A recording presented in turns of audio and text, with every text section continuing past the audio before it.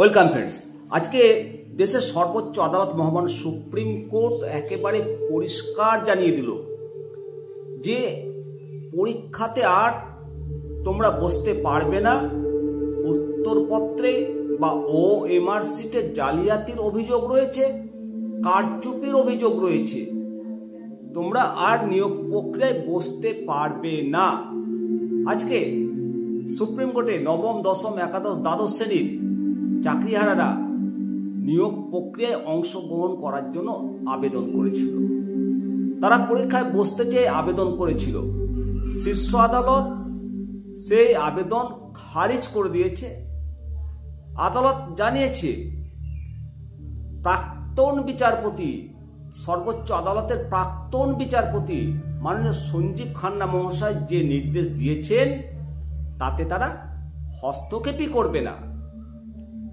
উত্তরপত্রে কারচুপি থাকলে পরীক্ষাতে বসতেও পারবে না এই সমস্ত শিক্ষকরা, এবং 1 পয়সাও বেতন পাবেন না। 2016 সালে সম্পূর্ণ প্যানেল বাতিল করে 3রা এপ্রিল রায় দিয়েছিল সুপ্রিম কোর্ট। এর ফলে 25,735 জনের চাকরি চলে গেছে। শীর্ষ আদালত বলেছিল কমিশন আবার নতুন করে নিয়োগ প্রক্রিয়া শুরু করবে। যারা দাগী, যারা অযোগ্য হিসাবে চিহ্নিত, তাদের বেতনও ফেরত দিতে হবে। তারা নতুন নিয়োগ প্রক্রিয়ায় আর যোগ দিতে পারবে না। নবম, দশম, একাদশ, দ্বাদশ শ্রেণীর চাকরিহারা শিক্ষকদের একাংশের দাবি যে এই দাগীদের তালিকায় তারা পড়েন না। তারা সাদা খাতা জমা দিয়ে বা প্যানেল বহির্ভূতভাবে চাকরি পাননি, এটা তারা দাবি করছে। তাদের উত্তরপত্রে কিছু কারচুপির অভিযোগ উঠেছে, তাই তারা নতুন করে আবার পরীক্ষাতে বসতে চায়। তাদের পরীক্ষাতে বসার সুযোগটা অন্তত তাদেরকে দেওয়া হোক, এই দাবি নিয়ে আবেদন করেছিল। কিন্তু সুপ্রিম কোর্টের বিচারপতি মাননীয় সঞ্জয় কুমার এবং মাননীয় বিচারপতি KV বিশ্বনাথের বেঞ্চে এই মামলার শুনানি ছিল, এবং আদালত পরিষ্কার জানিয়ে দিয়েছে যে 3রা এপ্রিল সুপ্রিম কোর্ট যে রায় দিয়েছে তাতে হস্তক্ষেপ করা হবে না। নতুন নিয়োগ প্রক্রিয়া শেষ না হওয়া পর্যন্ত তারা বেতনও চান বলে তারা আবেদন করেছিল এবং পরীক্ষাতে বসতে চাওয়ার জন্য আবেদন করেছিল। আজকে মামলাকারীদের উদ্দেশ্যে আদালতের প্রশ্ন যে রায় ঘোষণার পরে এখন যোগ্য বা অযোগ্যদের কথা কিভাবে বলছেন?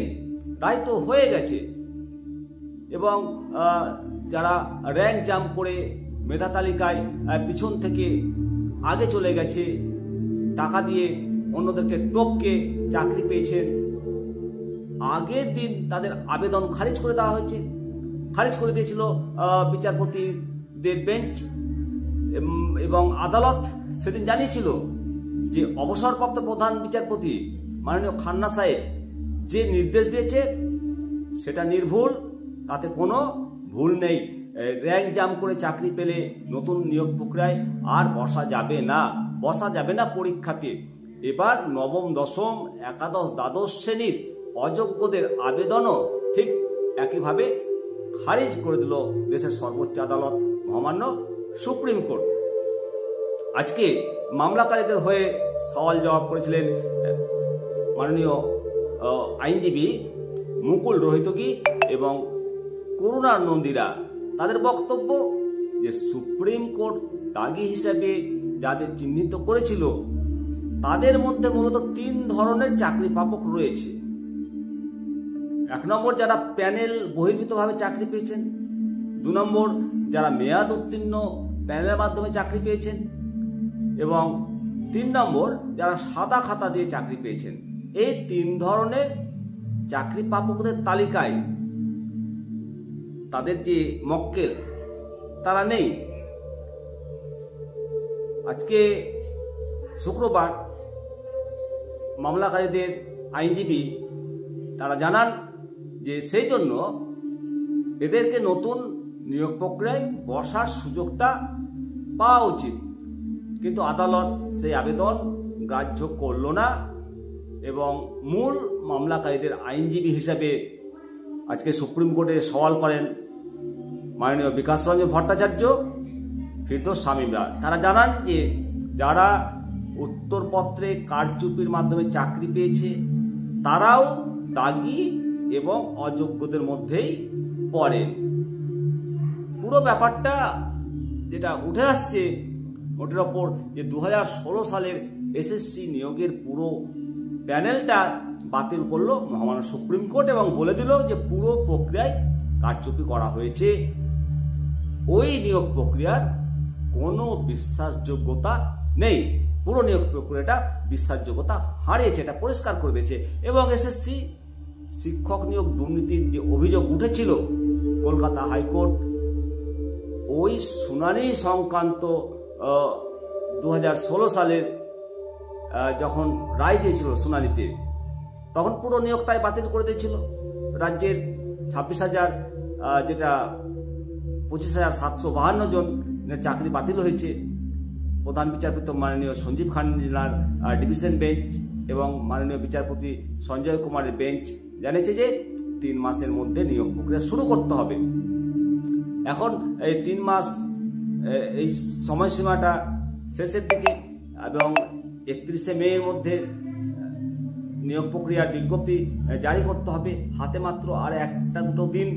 এখন সরকার এই নিয়োগ প্রক্রিয়া নতুন করে গ্রহণ করার নোটিফিকেশনটা কবে দেয়, 2-1 দিনের ভেতরে আশা করে দিয়ে দেবে, সেদিকে সবার লক্ষ্য থাকলো। তবে আর কিছু কোথায় করার নেই এবং যে রিভিউ পিটিশন সরকার করেছে সেই রিভিউ পিটিশনের নিটফল শূন্যই আসবে, এটা ধরে নিয়েই মানে বলা যায় যে পুরো প্যানেলটাই কিন্তু বাদ হয়ে গেল। আর পরীক্ষা দেওয়া ছাড়া যারা যোগ্য তাদের পরীক্ষা দেওয়া ছাড়া আর উপায় নেই। এবং পরীক্ষা দেব না বলে যে আন্দোলন করছেন চাকরিহারাদের একাংশ, তাদেরকে পুনর্নিয়োগের পুনর্বহালের যে ব্যবস্থা করার জন্য আন্দোলন করছেন, তাদের চাকরি গেছে, তাদের প্রতি সত্যি অত্যন্ত মানবিক। বা কারোর চাকরি না যায় মানে চাকরি যাওয়া আর কারোর দুটো চোখ উপড়ে নেওয়া একেবারে সমান, অন্ধ হয়ে যাওয়া, অন্ধ করে দেওয়া, চাকরি চলে যাওয়া মানে এরকম ঘটনা আর যাতে ভবিষ্যতে না ঘটে সেজন্য সরকার অন্তত স্বচ্ছভাবে নিয়োগগুলো করার ব্যবস্থা করুক, এই আশা ভরসা সরকার তথা দেশের বিচার ব্যবস্থার উপর রাখি। এবং আগামী দিনে নিয়োগ প্রক্রিয়া স্বচ্ছভাবে হবে এই আশা রাখছি। অবশ্যই আপনাদের মতামত দেবেন। ভালো থাকবেন, সুস্থ থাকবেন। আমি শিবরাম সরকার, নিত্যা দর্শন। পরবর্তী আপডেট নিয়ে আবার হাজির হব। নমস্কার, জয় হিন্দ, বন্দে মাতরম, ভারত মাতা কি জয়।